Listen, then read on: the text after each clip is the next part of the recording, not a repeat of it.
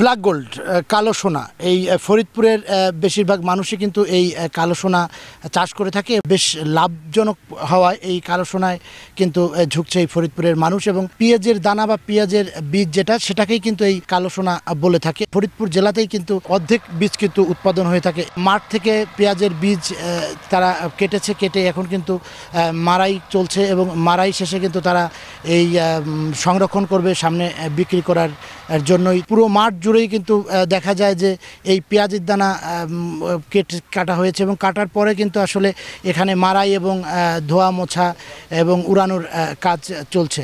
তো আসলে এই ফরিদপুরের যে এই কালো সোনা, সেই কালো সোনা সম্পর্কে আমরা জানবো যে আসলে এই কালো সোনা আসলে কেন বলা হয়, এবং এই কালো সোনার যে আদ্যপান্ত সেই বিষয়টা জানতেই আমরা আসলে এসেছি এই ফরিদপুর সদরের এই অম্বিকাপুর এলাকায়। এবং এখানে এক নারী উদ্যোক্তা শাহিদা বেগম, তিনি কিন্তু আসলে এই কালো সোনা চাষ করেই কিন্তু তিনি কৃষি পদক পেয়েছেন, এবং আমরা এখন কথা বলবো যে বা এই কালো সোনার আদ্যপান্ত জানবো তার কাছ থেকেই।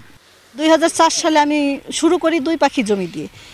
তো যখন আমি 2 পাখি জমি দিয়ে এই পেঁয়াজের বীজটা শুরু করলাম, তখন আমার মাত্র 2 পাখি জমিতে 80 কেজি বীজ হয়েছিল, 2 মণ 40 কেজি করে।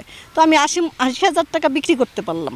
তখন আমি চিন্তা করলাম যে সারা বাংলাদেশের মানুষ এটার অনেক চাহিদা আমাদের থেকে নিয়ে গেল, তাহলে আমরা পরের বছরে আবার জমি বাড়াইলাম। এইভাবে আমি আস্তে আস্তে জমি বাড়াই, জমির উৎপাদন বাড়াই, এবং আমাদের কৃষি সম্প্রসারণের এসএমই কৃষক করে বিএডিসি চুক্তিবদ্ধ চাষিরা আগায় আসে।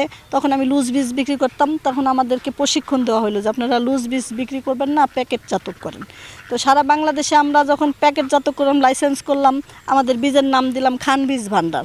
তখন আমি আস্তে আস্তে যখন একটু করে বাড়াই, তখন আমাদের একটা পরিবর্তন আসে যে খান বীজ ভান্ডার থেকে এখন খান সিড এগ্রো লিমিটেড। এই সময়টা আজকে 22 বছর আমি এই পেঁয়াজের বীজে আছি, এবং আমাদের দেখা দেখি আমাদের এলাকায় অনেকেই এই পেঁয়াজের বীজ করে। আমাদের সারা বাংলাদেশের প্রায় 50টা জেলায় আমাদের পেঁয়াজের বীজ যায়। যদি আবহাওয়া ভালো থাকে তাহলে আমাদের বীজও ভালো হয়। গতবারও আমরা ভালো দাম পাইছি, এবছরেও আশা করতেছি যে এবছরেও আমরা ভালো দাম পাবো, লাভ করতে পারবো। এই মুহূর্তে পেঁয়াজের বীজ ঘরে তুলতে নানা ধরনের যে কাজ, সেগুলো কিন্তু করতে ব্যস্ত সময় পার করছে এই কিষাণীরা। তবে শুধুমাত্র পুরুষও নয়, পুরুষের পাশাপাশি নারীরাও কিন্তু তারা এই কাজে ব্যস্ত রয়েছেন।